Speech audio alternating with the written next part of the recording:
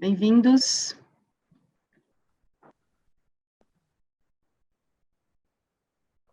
Oi, Camila, tudo bem? Oi, Camila. Vai, tudo bem, Lucas? Boa Tudo tarde, bem? pessoal. Tudo bem? Tudo bem? Bem. Já começamos. Eu estou acompanhando aqui alguns clientes pedindo 30 segundinhos para entrar. Já começamos. Acho que eu vou mudar de sala, ficou meio escuro aqui, né? Está um pouquinho escura a sua imagem. Vou mudar Faz de isso, sala. um pouquinho de luz aí, para a gente te ver melhor. Doutora Juliana, estou te vendo bem? Tudo em ordem? Lucas, Boa tarde. Tá me ouvindo bem? tô te Tudo escutando bem? tudo em ordem também. Bem, obrigada. O Gustavo, que está com o Lucas, está com o link também do Lucas, mas não tem problema. A gente fala, Gustavo. Tentei achar o meu link aqui, mas achei do Lucas só, Camila. Não faltaram Lucas aqui hoje. Álvaro está pequenininho na tela. A gente está vendo só um pedacinho da sua cabeça. Assim. Agora está melhor, Quem não te conhece pessoalmente... colocar a tela da quadrante no meu. Tudo certinho. Lucas Sassi também. Doutor Lucas Barduco também. Doutor Gustavo está aqui também. Doutora Juliana. Muito bem. Acho que estão todos aqui agora. Os últimos sinais que eu recebi aqui pelo celular de WhatsApp, todo mundo já entrou. Sejam muito bem-vindos. Estamos aqui para mais um webinar da Quadrante. Hoje, juntamente com a equipe do escritório AB Giovannini Advogados. Começo agradecendo e apresentando os advogados aqui presentes. Doutora Juliana, doutor Gustavo, doutor Lucas, obrigada pela parceria. A gente que agradece. Nós que agradecemos a oportunidade. Muito obrigada. Obrigado. Farei uma breve introdução do tema de hoje, para ficar um pouco mais corrido o nosso bate-papo. No último dia 25 de junho deste ano, foi apresentado pelo governo uma proposta de reforma tributária. Vamos entender hoje do que se trata esta reforma, se é que podemos chamar de reforma. Vamos escutar de vocês, os especialistas aqui, o que mudaria para o nosso investidor, pessoa física e jurídica. Faremos um bate-papo informal, direcionado para o nosso público. Por isso, fiquem à vontade para nos enviarem perguntas ao longo da apresentação. No final, vamos responder todas e, na medida do possível, ao longo do bate-papo, podemos responder também durante a apresentação. Vale ressaltar que tudo que será abordado hoje são condições ainda não definidas. Para melhor direcionar a apresentação, então, nós reunimos o conteúdo de hoje em 3 principais temas, sendo eles, primeiro tema, Dr. Gustavo, que vai apresentar, dividendos nas sociedades. Vamos escutar um pouquinho sobre os impostos, o aumento da carga tributária, as isenções.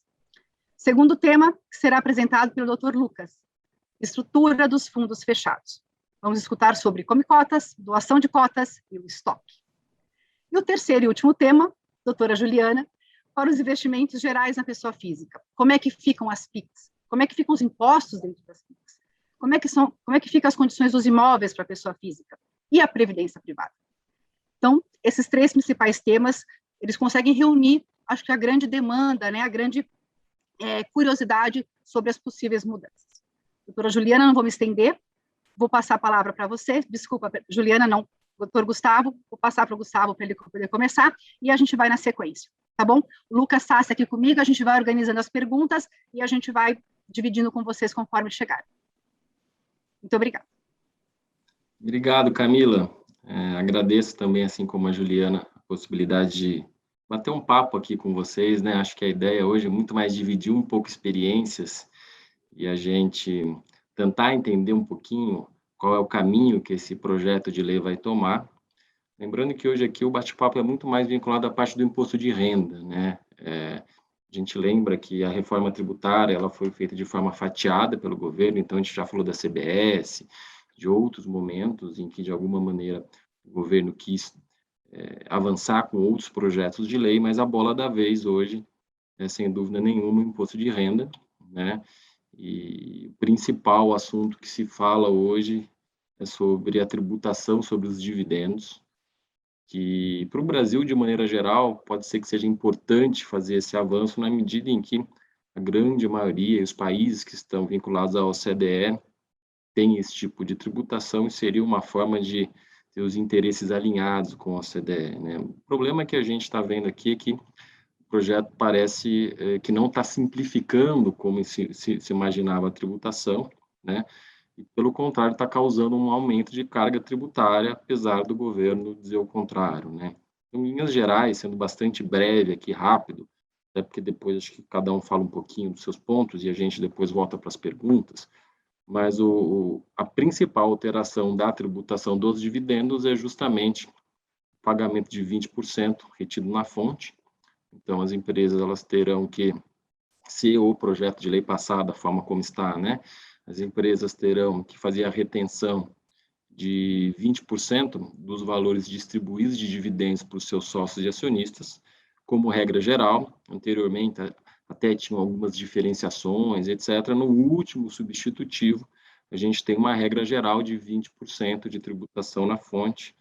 Lembrando que, para empresas controladas, controladoras, residentes no Brasil, essa tributação ela não vai existir. Ela vai existir uma vez só, né, para que a gente não tenha um efeito cascata de ter que ter várias vezes essa tributação ao mesmo tempo. E também para aqueles sócios das empresas que estão no Simples Nacional, né, ou que são micro e pequenas empresas, aquelas que faturam até 4,8 milhões por ano, que recebem os seus dividendos, também terá uma regra específica. Por exemplo, para as empresas que estão no Simples Nacional, a tributação não vai existir, vai ter uma isenção geral. E para aquelas empresas que, apesar de ser micro ou pequenas empresas, não estão sujeitas àquela sistemática do Simples Nacional, vai haver uma tributação dentro daquela limitação dos R$20 mil por mês recebido por CPF, né? Então, em linhas gerais, muitas empresas, praticamente todas aí serão albergadas com essa tributação dos 20% dos dividendos. Está falando de empresas no lucro real, está falando de empresas no lucro presumido, que essas são as que são mais afetadas de maneira direta, né? Principalmente aquelas atividades de profissionais médicos, os próprios advogados, né? Aquelas empresas em que tem esse procedimento muito claro. E a gente sabe também que tem aí algumas regras específicas para algumas outras atividades. Por exemplo, quando a gente fala de fundos de investimento, né, aqueles fundos mobiliários que investem, por exemplo, uma Petrobras, que investem em outras ações, quando essas empresas elas distribuírem esses dividendos para esses fundos, vai haver uma retenção específica de 5,88%. Né?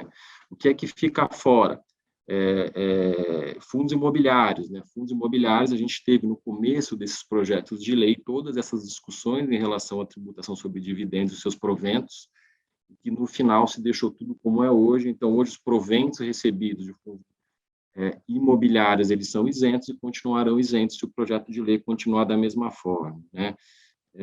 Qual que é o grande problema aqui que a gente vê da questão da tributação sobre dividendos? É que a alíquota do imposto de renda e da contribuição social sobre a empresa, ela não reduz na mesma proporção da instituição da alíquota de 20% dos dividendos. Então, já tivemos aí vários tipos de alterações nesse projeto, mas em nenhuma dessas alterações a gente tem realmente uma redução expressiva.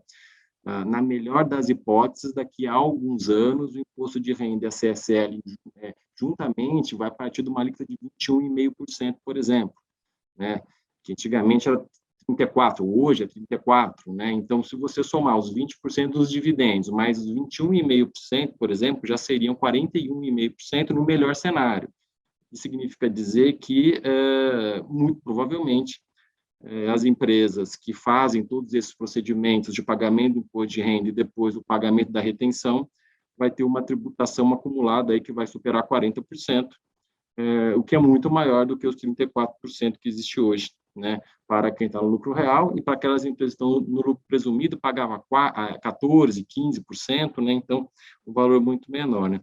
Um ponto importante aqui, só para a gente mencionar, já desde logo, é em relação ao momento do início da tributação. A gente está falando que pagamentos de dividendos, desde janeiro de 2022, já serão objeto de tributação dos 20%. Ora, como é que eu vou pagar um dividendo no começo de janeiro, vinculado a um lucro oferido no final de 2021, que está sujeito, sim, à alíquota de 34%, maior ainda, e, ao mesmo tempo, quando você receber esse dividendo em janeiro, você vai pagar a alíquota de 20%. Aí existe uma discussão muito grande sobre constitucionalidade, que já é bom a gente mencionar, que muito provavelmente vai causar ações judiciais, já que a gente teria uma tributação, como é hoje, do imposto de renda, 34%, e também a de 20% se o pagamento for em janeiro. Então, a primeira dica aqui, se por acaso esse projeto de lei passar, seria, na medida da possibilidade, fazer as distribuições de dividendos até o final do ano, e a lei fala em pagamento, né? Então, o ideal é ter ata da Assembleia que determina essa distribuição e a distribuição também até o final do mês de dezembro, para que não tenha nenhuma discussão sobre essa bitributação. Outro pontinho super rápido aqui para a gente comentar é que a legislação, esse projeto de lei, termina com juros sobre capital próprio. Acho que as pessoas que estão acostumadas a ter ações em bolsa, empresas de capital aberto, têm o costume de receber aí juros sobre capital próprio, e esse era um procedimento, um mecanismo que causava redução tributária para as empresas que pagavam esses juros, né? E que daqui para frente, se o projeto de lei passar, esses juros eles não existirão mais. No início, eles deixariam de ser dedutíveis, e agora, com essa nova alteração do substitutivo do projeto de lei, na verdade, eles deixarão de existir. Então, quem está acostumado a ver e receber juros sobre capital próprio, não vai mais receber se esse projeto de lei passar, né? E o último pontinho aqui, só para já deixar um pouquinho essa informação no ar, Camila, é que muitas dos procedimentos que foram feitos no passado para não tributar o dividendo das empresas foram para reduzir drasticamente os procedimentos de distribuição disfarçada de lucros, né? Então, a gente tinha muito esse problema lá no passado, e o risco que a gente tem agora, com uma tributação tão alta dos dividendos, é que as empresas comecem a tentar fazer procedimentos para pagar esses dividendos de forma disfarçada, não como dividendos, o que poderia causar algum tipo de fiscalização, de autuação, né? Então, em linhas gerais, aqui a gente não tem certeza ainda como esse projeto ele vai ser finalizado. Hoje, ontem, a gente está aqui acompanhando hora a hora, e a gente já ouviu dizer que o lucro presumido ele vai ser opcional para quem está no lucro presumido ou não, que vai diminuir a alíquota da CSL também. Então, assim, de ontem para hoje, a gente já teve várias outras discussões, mas o que a gente comentou aqui é o projeto substitutivo formal, o último que a gente tem, né? Mas de ontem para hoje já tem várias discussões também que isso tudo pode ser alterado, a gente tem que acompanhar, haja vista que está muito claro para a gente aqui que a tributação dos dividendos é bem abrangente e vai causar, sim, aumento da carga tributária. Acho que, a princípio, Camila, essas eram as explicações iniciais. Queria te agradecer aqui e devolver a bola para ti. Perfeito. Muito obrigada. A gente volta um pouquinho depois com as dúvidas que surgirem sobre esse tema, especialmente. E vamos passar para o segundo tema hoje, então, com o Dr. Lucas, para falar um pouquinho, então, das estruturas dos fundos fechados. Ao mesmo tempo, a gente vai perceber que os temas, né, eles vão interligando, né? Então, no final, fiquem à vontade também aqui, como eu disse, é um bate-papo informal, a gente vai conversando aqui para a gente até já tirando algumas dúvidas, né? E porque a pergunta fica, tem que fazer alguma coisa agora? O seu tema é não faça nada agora. É isso, doutor Gustavo. Espere mais as coisas um pouco mais esclarecidas, né? Exatamente, Camila. A ideia agora é a gente esperar um pouquinho o desenvolvimento do projeto. O assunto está fervendo em Brasília, a gente tem visto alterações diárias, né? Hoje é um dia importante, né? Hoje é um dia importante, inclusive a votação seria hoje e foi adiada para amanhã, né? Ontem a gente teve aí diversas associações fazendo um manifesto contra a reforma. Então, a gente está aguardando aí para verificar os próximos passos, para checar se a reforma realmente vai evoluir ou não, porque também imaginamos que, se não for aprovada até outubro, meados de outubro, fica inviável, né, que ela seja aprovada, porque a partir de 1º de janeiro de 2022 ela já vale, né? Então, as empresas e pessoas teriam que ter pelo menos um mínimo de um prazo aí para se adaptar a isso. Então, a gente imagina que se não passar aí até o começo de outubro, por aí, seja muito difícil que ela passe, por isso que o governo está fazendo uma força para dar urgência a esse projeto. Perfeito.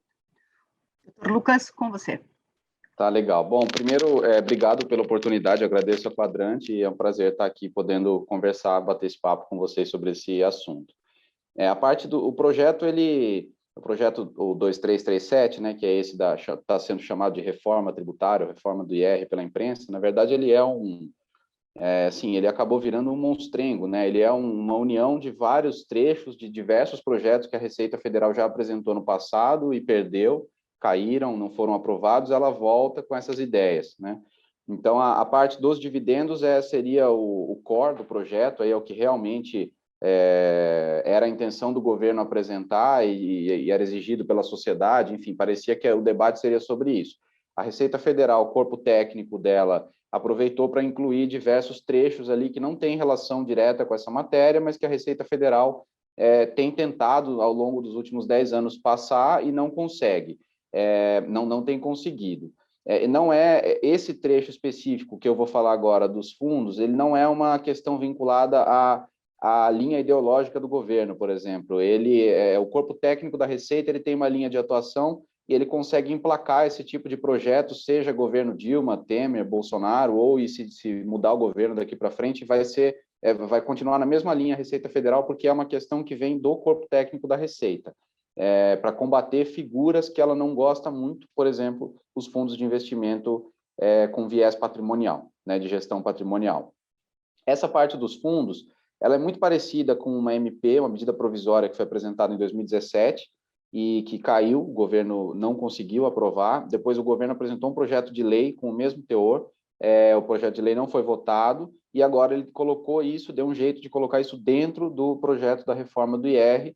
Então, assim, eles vão tentando, né? Mas eu acho que o primeiro ponto importante aqui é não dar a isso um aspecto maior do que ele de fato tem, né? O governo já tentou outras vezes passar esse ponto e não conseguiu. Então, é bom estar atento, né? Mas é bom saber que existe uma chance grande disso cair.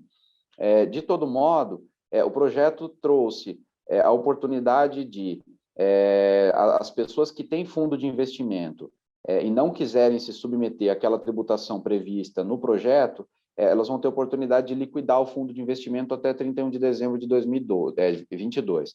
Então, a nossa primeira recomendação aqui, antes de qualquer coisa, enquanto não for aprovado o projeto, não vale a pena ter movimentações drásticas. É bom estar atento, é bom olhar, mas se esse projeto andar, quando ele estiver ali na iminência de ir para o presidente da República para sanção e ele estiver da forma como está, aí sim, talvez mudar o regulamento do fundo para prever o encerramento até 31 de dezembro de 2022, caso, né, a tributação torne inviável o fundo, aí olhando a situação específica de cada cotista. Mas antes disso, talvez a gente vê um pouco de aflição, né, por parte dos cotistas, mas muitas vezes o que está afligindo não vai passar, ou vai ser retirado em algum momento, ou vai ser modificado de forma que não vai ser tão inviável, né? Então, por enquanto, realmente a melhor solução é aguardar.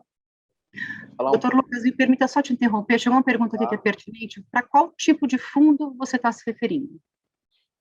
Todos os fundos fechados, eles são afetados de algum modo pela legislação.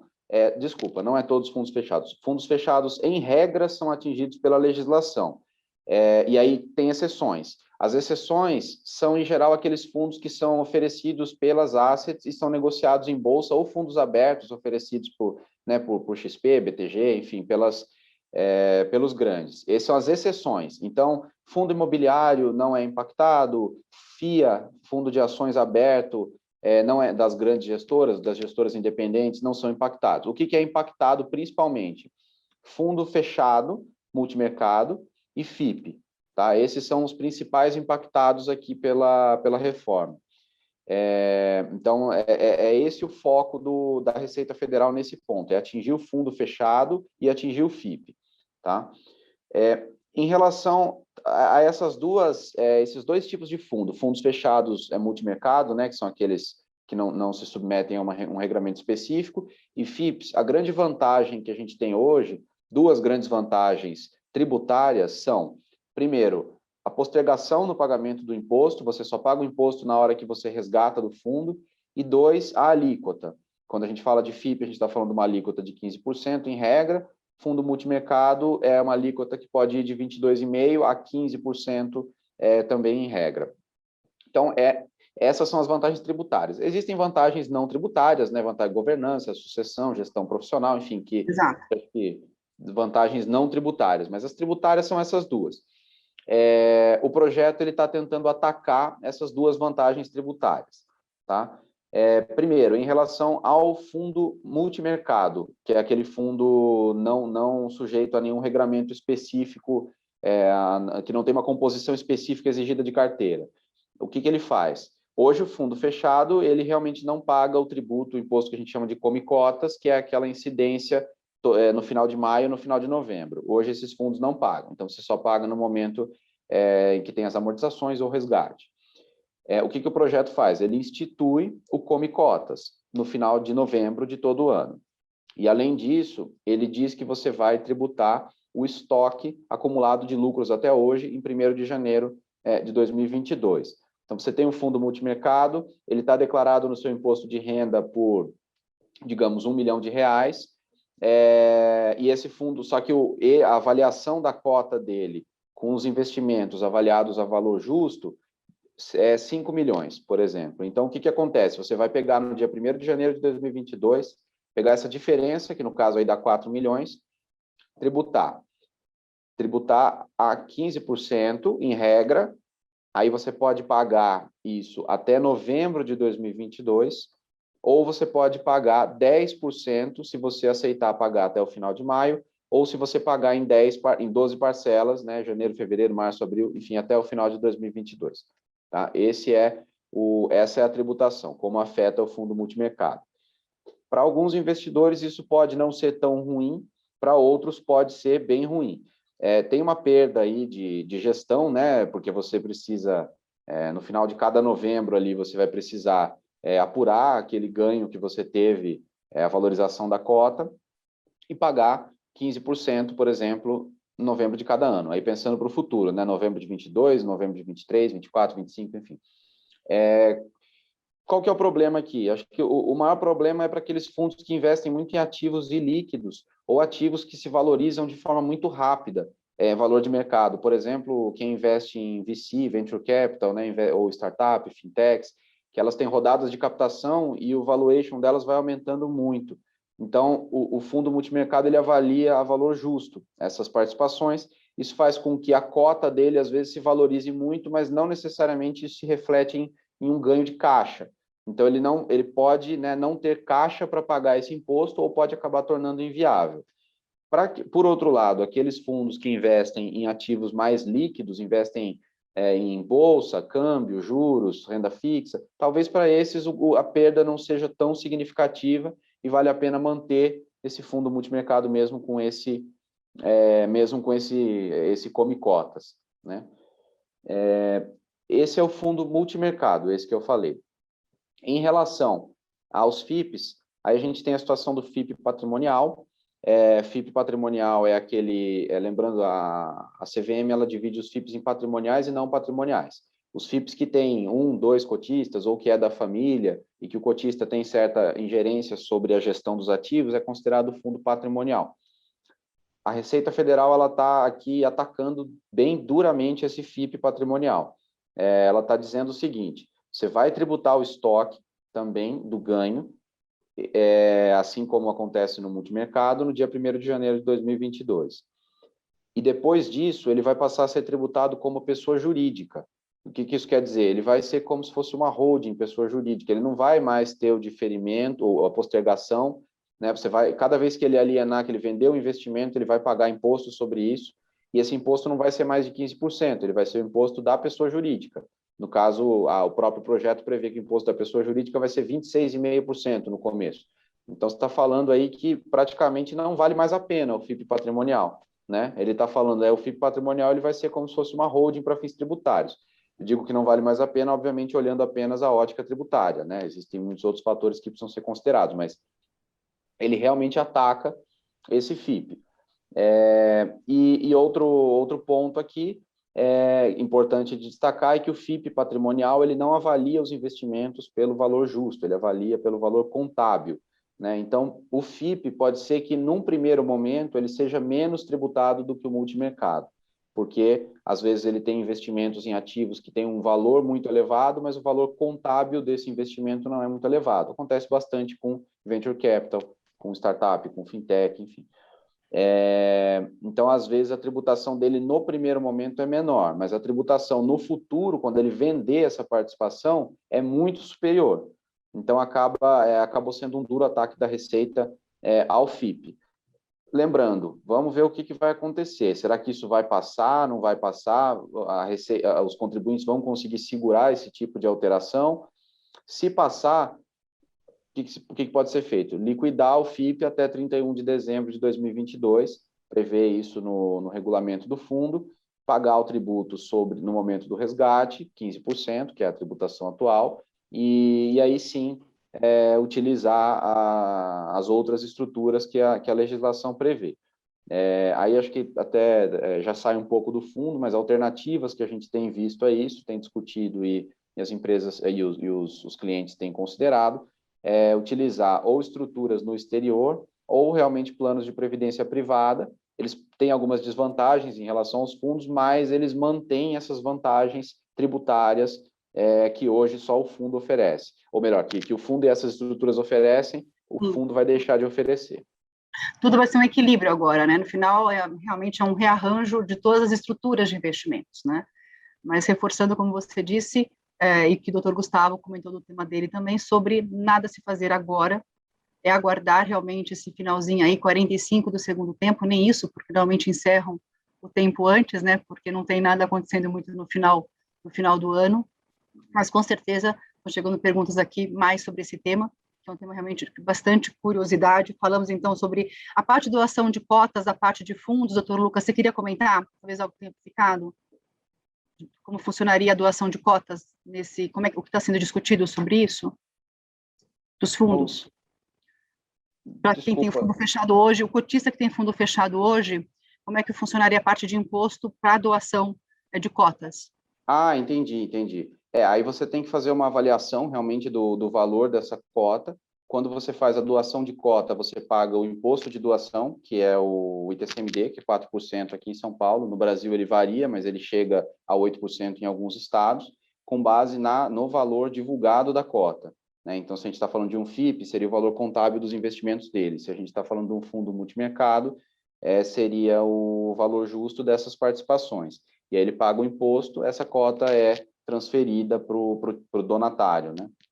Ok, por enquanto isso, então. Até, Camila, se você me permite, só fazer um comentário, da mesma forma como a gente vê como uma grande possibilidade de discutir no âmbito judicial, né, a questão dos dividendos apurados antes de 2022, né, para pagamento em 22, que não seria constitucional a tributação sobre os dividendos, da mesma forma, quando a gente fala em tributação do estoque, né, relacionado aos fundos, também nos parece que pode existir uma discussão bastante interessante na via judicial, né, à medida em que se está querendo tributar o estoque de uma maneira imediata, né, desconsiderando as competências anteriores, né, os anos anteriores em que isso não era tributado. Então, tanto na parte de dividendos, quanto na parte de tributação do estoque para fins de fundos, existe uma discussão, um debate muito grande aqui entre os operadores do direito, que se o projeto de lei passar da forma como ele está escrito, muito provavelmente será levado ao Poder Judiciário, né, para poder se verificar se isso é constitucional ou não. Temos sérias dúvidas aí por essa constitucionalidade, nos parece uma tributação indevida, desrespeitando os regramentos do imposto de renda da própria Constituição, né, Lucas? Com certeza. A tributação do estoque, na verdade, ela fere um pouco a expectativa que aquele investidor tinha. Uma coisa é você tributar daqui para frente, né? Instituir uma tributação daqui para frente. Então, assim, todos os ganhos, instituir o Come Cotas, por exemplo, tudo que for apurado entre 1º de janeiro de 22 até 30 de novembro de 22, eu vou tributar. Isso você pode não concordar, mas a legislação hoje, ela te dá, a Constituição autoriza que o governo faça isso, né? Que se for aprovado no Congresso, você pode tributar para frente. Agora, tudo aquilo que ocorreu nos últimos 5, 10, 15, né? Quantos anos a pessoa pode ter o fundo? Isso não era tributado. A pessoa seria tributada no momento do resgate. Então, você chegar e dizer, até como a lei coloca, presume-se distribuído em 1º de janeiro de 2022. Entendeu? Isso é uma coisa, assim, no nosso ponto de vista aqui, completamente descabida. Você não pode presumir distribuído algo que não foi distribuído, né? A própria lei, ela está reconhecendo aí que ela é ilegítima, né? Porque ela fala presume-se distribuído, porque ela sabe que só poderia tributar se fosse distribuído. Aí ela está presumindo que se distribuiu, né? Não, assim, não tem sentido. Porque ela não poderia dizer, eu estou instituindo Comicotas em 2015. Se ela falasse isso, seria claramente inconstitucional. Então, para não falar isso, ela fala, presume-se distribuído. Né? Então, é algo, assim, realmente passível de questionamento. Quando teve a medida provisória 806, lá em 2017, que o governo tentou fazer isso, as empresas devia ter um monte de gestora, cliente, cotista, pronto para ajuizar uma ação judicial para discutir isso. É que acabou caindo, né, antes. Mas isso daí é um ponto, assim, a Receita está jogando bem fora dos limites que ela pode para tentar arrecadar alguma coisa em 2022. Isso pode ser também um ponto de negociação, né? Ele abre mão disso para manter alguma outra coisa que ele tenha lá mais interesse também, né? O que vocês acham? Também. É verdade, é verdade. O projeto ele tem muitos pontos, né, que são pontos de aumento de carga tributária e ele tem pontos de redução de carga tributária. Esses últimos são menores, mas o governo, quando ele faz a estimativa dele de arrecadação, ele infla o quanto ele acha que vai perder, né, e ele coloca uma estimativa pequenininha para o tanto que ele acha que vai ganhar. E aí a gente vai vendo as negociações, ele vai trocando um ponto pelo outro, né? Ah, então tira isso aqui. Então acho que é um excelente ponto aí do Álvaro. O governo ele coloca muito mais do que ele quer aprovar para ir cedendo aos poucos, né? O difícil é saber, né, Lucas, com que o governo quer ceder, né? Porque que ele está fazendo esse jogo, né, de ceder em alguns pontos e não ceder em outros, está claro, né? Mas em alguns momentos se percebe que ele não quer ceder e aí depois, em um segundo ou terceiro momento, a gente tem pressões das associações e da sociedade em que parece que ele cede, né? O assunto mais recente é do próprio lucro presumido, né? Que hoje se diz que poderia ter uma nova normativa no texto que seria opcional, que as empresas que seriam muito prejudicadas com o lucro presumido e os sócios muito prejudicados hoje com essa alteração no lucro presumido poderiam optar por diminuir a alíquota do imposto de renda e tributar os dividendos ou não, ou seja, manter tudo como é hoje, é algo que até então não se era dito, né? Da mesma maneira, também tem a questão da alíquota do imposto de renda vinculada à quantidade da arrecadação da Receita Federal, também hoje já está se discutindo, porque é um critério que traz uma insegurança jurídica muito grande para o contribuinte, fica difícil de planejar os próximos anos sem saber efetivamente qual vai ser a alíquota, né, antes de começar o ano que vai se pagar do imposto de renda da pessoa jurídica. Então, parece que todos os pontos ainda estão na mesa para poder se discutir, né? O que não tem se discutido muito é a redução dos 20% dos dividendos, que todo mundo imaginou que inicialmente seria 10% ou seriam 15%, né? Mas me parece que a alíquota dos 20% dos dividendos, de maneira geral, não está na mesa para negociação agora, mas sim os outros pontos todos, como o Álvaro disse, parece que está tudo um pouco ainda no ar e tudo pode ser negociado. Perfeito. Aqui tem o passado, né? A gente duvida, então a gente segue duvidando de como é que vai o dia de amanhã. Vamos para o terceiro tema importante. Doutora Juliana, fica aqui o tema de pessoa física, PIX. Vamos falar das previdências, como é que ficam todos esses detalhes para a pessoa física. E no final a gente vai interpretando os três temas. Então, desafio aí do tema em tanto. Boa tarde, pessoal. Muito obrigada pela oportunidade. Como o Gustavo e o Lucas mencionaram, o projeto está sendo chamado de projeto, mas esse pacotão aí está sendo discutido na segunda fase da reforma tributária, está sofrendo muitas mudanças, né? Então, quando a gente olha, o projeto foi apresentado pelo governo dia 25 de junho, e hoje, um mês e meio depois, a gente já tem 3 versões de substitutivo em cima desse projeto, que foi consolidado pelo Celso Sabino agora no dia 3 de agosto, e que a expectativa é que seja votado essa semana, está em constante evolução, né? E o governo fica aí tentando ceder às pressões. Então, muitas coisas que tinham sido apresentadas no projeto já caíram no substitutivo, a gente está discutindo aqui o último substitutivo consolidado, então muita coisa já caiu, outras coisas a gente tem expectativa que caia, e muitas questões que a gente tinha expectativa que entrasse na discussão da reforma, não entraram, como é a questão da tributação de lucros auferidos no exterior pela pessoa física, né? O Lucas mencionou, foi apresentado anteriormente, não passou, voltou na versão proposta pelo governo no projeto inicial e depois caiu nos substitutivos, felizmente não passou, né? A gente aí falando de PIX, né, nada mudou para as PIX, nessa versão que a gente está discutindo agora do substitutivo, esperamos que não passe, né, que não volte. Então, para as PIX, nada mudou. A gente tem o diferimento da tributação para quando do momento da distribuição. Então, essa era uma das questões que a gente esperava que viesse, tendo em vista o alinhamento do Brasil ao BEPS, né, aquela questão de tributação de lucros oferidos no exterior, tributação de dividendos, que o Brasil não tem, a eliminação do instrumento do juros sobre capital próprio, né, que também está alinhado com o BEPS e a questão do Brasil querer participar do clube, né, então, o fim dos instrumentos híbridos, então, era esperado que o Brasil também instituísse a tributação de lucros oferidos no exterior para pessoa física, como existe hoje para pessoa jurídica, mas felizmente caiu. Então, respondendo a sua pergunta, Camila, nada muda para as PICs, né? Olhando aqui para os clientes da Quadrante, muitas alterações para pessoa física não são aplicáveis, né? Então, a gente não vai falar de atualização da tabela de imposto de renda da pessoa física, nem da obrigatoriedade, a entrega da simplificada limitada a 40 mil ano, mas existem algumas medidas que foram propostas no substitutivo que são interessantes, podem ser interessantes para os clientes, dependendo do momento que eles estejam, né, com seus investimentos. Então, entre elas, tem a possibilidade de atualizar o valor dos imóveis detidos no Brasil, tributando o ganho de capital a 4%, que é uma medida bastante interessante.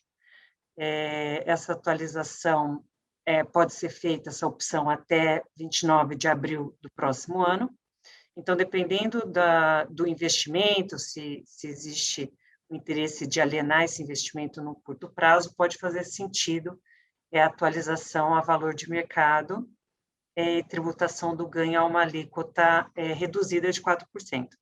Uma outra questão bastante interessante, que pode fazer sentido, é atualizar a declaração de imposto de renda de bens no exterior, tributando a 6%, né? Então, atualizar o valor desses bens e pagar o imposto de renda a 6%.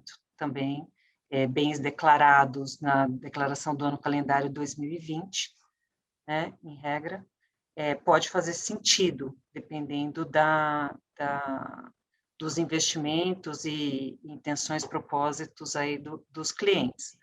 Juliana, desculpa te interromper. Numa atualização claro, dessa, só para não perder o fio da meada, numa atualização dessas, tributa a 6% os ativos no exterior. E daí cria-se uma nova base para uma nova tributação no eventual... Perfeito. A ideia é que isso não seja tributado novamente. Né? Você atualiza o seu custo na sua declaração. Entendi. Perfeito. Aí, né, eu atualizei de 100 para 120, quando eu vendo por 240, eu pago em cima do 120 para 240. Perfeito, isso mesmo. Bem, tá. Isso mesmo. Então, pode fazer sentido, né? Então, assim, Camila, respondendo a sua pergunta sobre previdência privada, acho que o Lucas até abordou isso rapidamente quando falou dos fundos. Previdência privada pode fazer sentido para algum cliente da Quadrante, uma consideração, porque ele foge da tributação, né, que os fundos ficam submetidos, está lá elencado entre as exceções. Então, sob essa ótica, pode ser interessante. Continua sendo um atrativo, né? Uma alternativa. No final, acho Exatamente. Que, colocando um parênteses aqui, o que a gente está dizendo é que a gente perde algumas condições da parte jurídica tributável, mas a ferramenta, né, a estrutura, tanto do fundo quanto da PIC, da própria Previdência, cada uma tem sua vantagem e desvantagem, e vai funcionar ou não para cada família, para cada investidor. Do ponto de vista de nós, né, um pouco da gestão, bastante no nosso dia a dia aqui, a parte de sucessão, ela é muito eficiente, as estruturas são eficientes na medida que são ali, conforme são usadas. Então, de novo, é um outro momento para se rebalancear tudo, né, para olhar as estruturas novamente no leque e entender onde é que a gente pode se encaixar. Exatamente, eu acho que o que é importante nesse momento, a gente não sabe o que vai passar, se vai passar. Então, o que a gente tem orientado os nossos clientes é não fazerem nada, no sentido de não vamos implementar nada agora, mas é interessante que os clientes olhem para os seus investimentos, vejam o que está na mesa e o que faria sentido implementar se a reforma passasse como proposta, né? Lembrando o que você acabou de notar, Camila, que, por exemplo, a PIC, a tributação de lucros oferidos no exterior, caiu, mas a PIC não é usada só para, né, atingir o benefício tributário do diferimento, né? Existem outras razões para os clientes terem PIC, né? Então, gestão, governança corporativa, o caráter de planejamento sucessório, patrimonial, e administração dos ativos, né? E também investimentos no exterior, como, por exemplo, nos Estados Unidos, né? Então, ou até associado a um trust, que não é reconhecido no Brasil, e a pessoa precisa ter um veículo no exterior. Então, precisa ser olhado num contexto mais amplo. Então, é importante que os clientes olhem seus investimentos, o que está sendo discutido, para já ter um planejamento na manga, caso a reforma seja aprovada e tenha tempo hábil para implementar, né? Perfeito. Juliana, e a Previdência? Tem alguma alteração?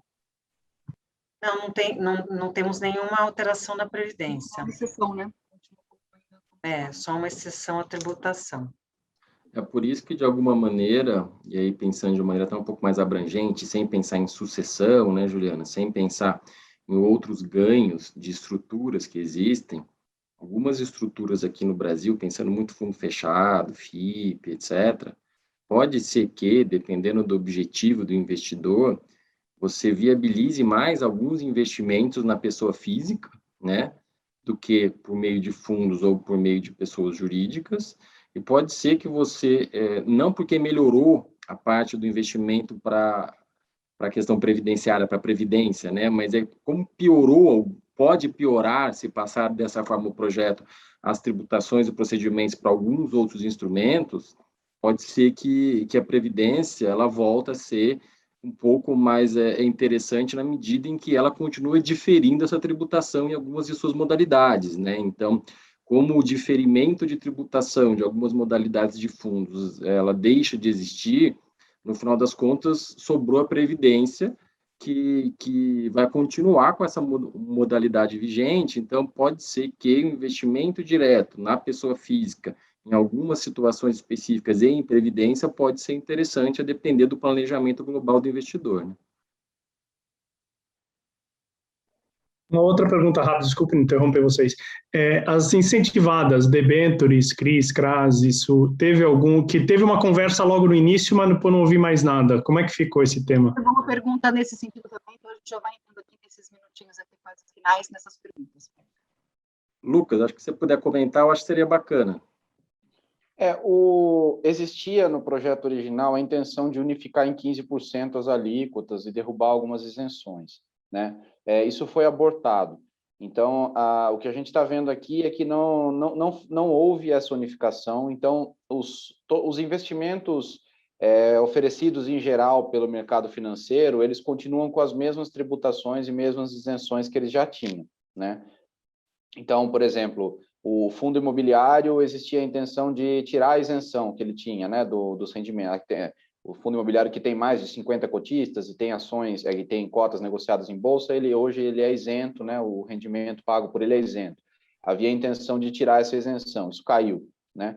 E outras coisas que aconteceriam também, eles iam unificar em 15% a alíquota aplicável a todos os fundos de investimento, né? Então, fundos multimercado hoje, que pagam de 22,5% a 15%, a depender do prazo, fundos de renda fixa, que tem essa mesma sistemática, caiu também. Então, de um modo geral, os investimentos em bolsa ou em produtos oferecidos pelos bancos, pelas corretoras, continua com a mesma tributação.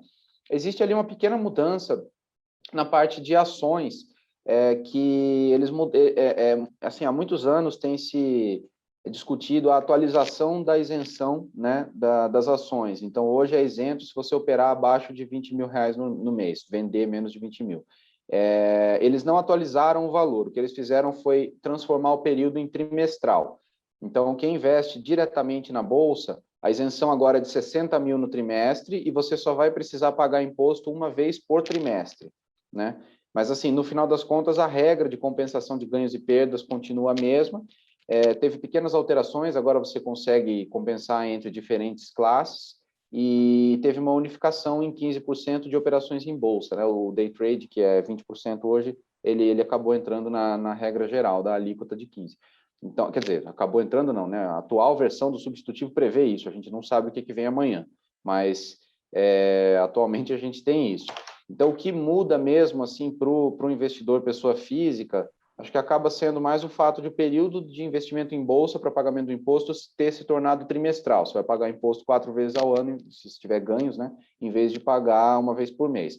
Mas, assim, toda aquela intenção de unificar em 15% e eliminar algumas isenções caiu na atual versão do substitutivo. A tendência é que siga como é.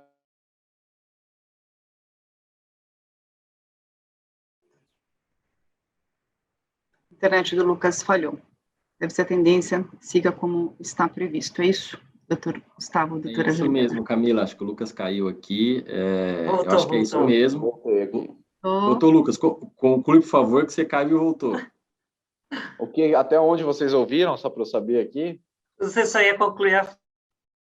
Não, eu só ia dizer que... Opa, vocês estão me ouvindo? Agora? Tá. Não, só ia dizer que aquela ideia de unificar a alíquota e fazer grandes alterações não vingou, pelo menos na atual versão do substitutivo. A tendência é que a maior parte das coisas continue exatamente como está nesses produtos. Aproveitando a deixa, Lucas, uma pergunta sobre come cotas em fundo aberto. Alguma alteração segue semestral? Não, a atual versão do substitutivo prevê que o come cotas vai ocorrer só em novembro. Então, inclusive para fundos abertos, né? Então, isso daí é uma alteração positiva. Uma das poucas alterações positivas do projeto é isso. O fundo aberto que está sujeito ao come cotas então, a gente está falando aí de fundos de renda fixa, fundos multimercado, fundo cambial, esses que são sujeitos ao come cotas, eles vão passar a ser tributados somente no final de novembro, e não mais maio e novembro.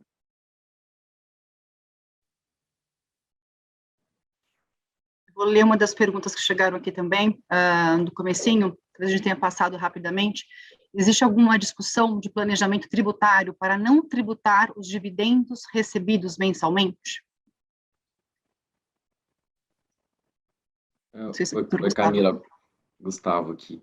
Isso vai depender muito de caso a caso, tá, Camila? A gente, por exemplo, tem escutado bastante, tem conversado bastante, depende muito, primeiro, de qual formatação, de qual pessoa jurídica. As pessoas jurídicas, por exemplo, que estão no lucro real, que fazem um reinvestimento constante dos lucros, essas, se não tiverem uma distribuição de dividendos constante 100%, elas vão ser beneficiadas, né, porque elas vão ter uma alíquota do imposto de renda da CSL menores, né, e elas vão reinvestir essa grana dentro da empresa sem pagar a tributação dos dividendos. Então, para quem faz esse movimento de reinvestimento, parece realmente uma situação bastante interessante, porque você vai pagar menos imposto de renda e CSL na pessoa jurídica e não vai pagar o imposto de renda nos dividendos na hora que você for distribuir, porque você simplesmente não vai distribuir a totalidade, né?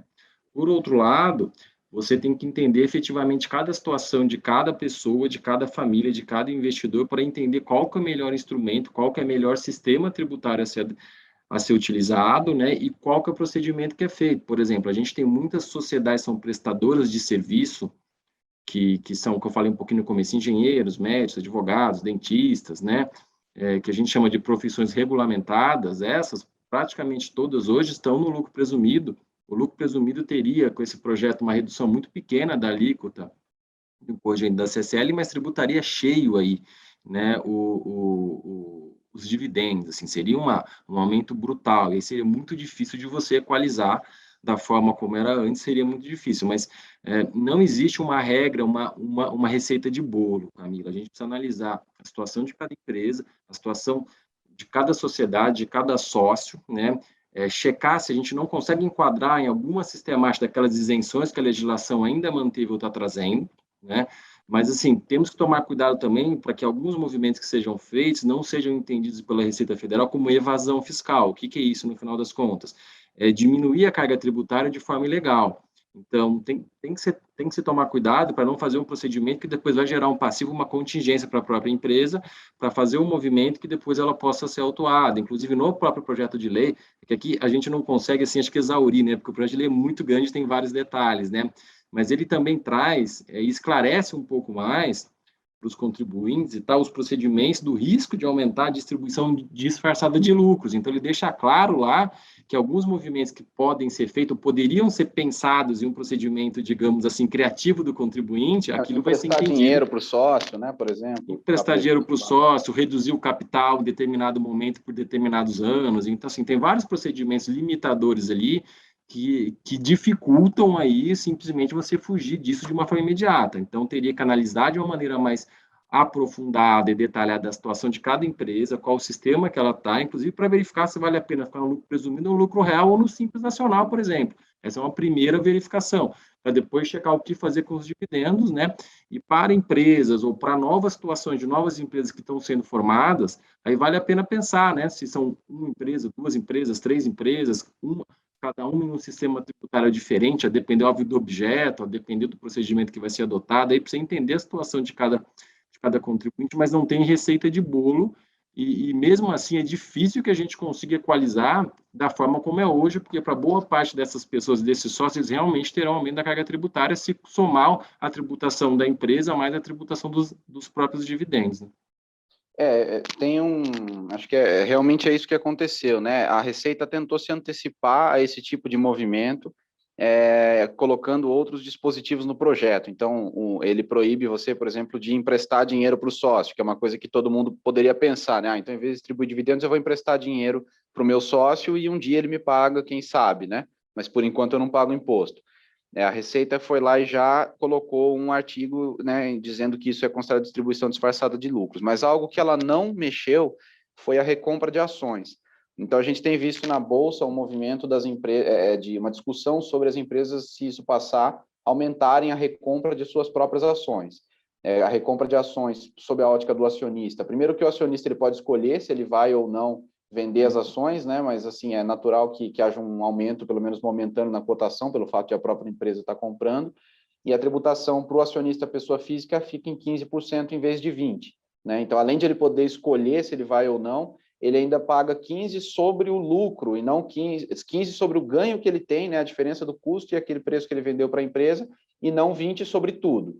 Então, é uma tributação relevante. Para empresas SAs fechadas ou limitadas, empresas menores, às vezes nem sempre é viável você recomprar suas próprias ações ou recomprar suas próprias cotas, né? Existem requisitos contábeis para você fazer isso que, às vezes, a empresa familiar não consegue cumprir, mas se ela conseguir, é uma alternativa com tributação menor, às vezes substancialmente menor, só tem que tomar cuidado para ver se a Receita Federal não vai interpretar isso como um planejamento tributário abusivo, mas a princípio é um ponto que o projeto não mexeu.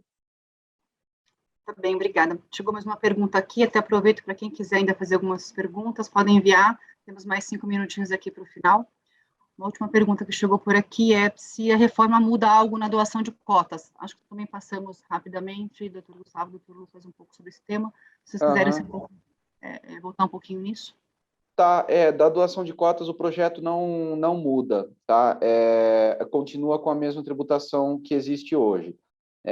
A doação de cotas hoje, como que funciona, né? A legislação tributária, ela autoriza que você faça a doação pelo custo que você tem no seu imposto de renda. Então, ou seja, sem tributação, porque não tem ganho de capital. Então, imagina que eu sou o doador, eu tenho cotas no meu imposto de renda registradas por 10 milhões de reais. Não importa que se o valor de mercado delas é 50 milhões, 100 milhões, eu posso doar para fins de imposto de renda por 10 milhões de reais. E aí ela vai entrar na declaração de imposto de renda do donatário, pode ser meu filho, por exemplo, né, ou herdeiro, ela entra pelo mesmo valor que ela está na minha declaração, 10 milhões de reais. A única coisa é que, para fins do cálculo do imposto sobre doação, que é o ITCMD, aí sim você tem que avaliar aí seria o valor divulgado da cota, que é aquilo que eu respondi antes, né? O FIP patrimonial você vai avaliar pelo valor contábil dos investimentos, outros fundos, principalmente o multimercado, você avalia pelo valor justo dos investimentos. Então, você acaba tendo, né, uma discrepância aí. A doação é feita pelo valor do seu imposto de renda, você não paga imposto. O imposto estadual de doação, que é normalmente de 4% a 8%, em São Paulo 4%, ele é calculado sobre o valor de mercado dessa cota. Ainda 4 aqui em São Paulo, né, gente? Vale lembrar, né? Ainda é 4, é bom não contar com isso para sempre, né? Mas ainda é 4. Um assunto corriqueiro aqui do nosso escritório, esse processo de doação, ainda mais que a gente divide muito sobre a ideia de sucessão, de planejamento, né, sucessório do patrimônio. É um assunto que a gente discute bastante com as famílias. Vou ler mais uma pergunta que chegou por aqui, sobre a parte da previdência privada. Ela está como exceção da discussão.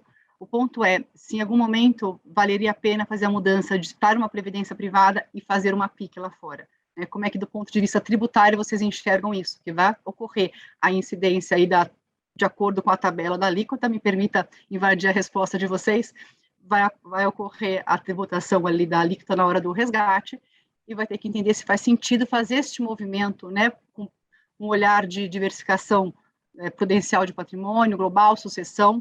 Como é que vocês enxergam esse movimento do ponto de vista de vocês tributário? Sai da Previdência e ir para uma PIC. Se faz sentido ou não, alguma coisa mudaria? Acho que você pontuou muito bem, Camila, a questão da tributação no resgate.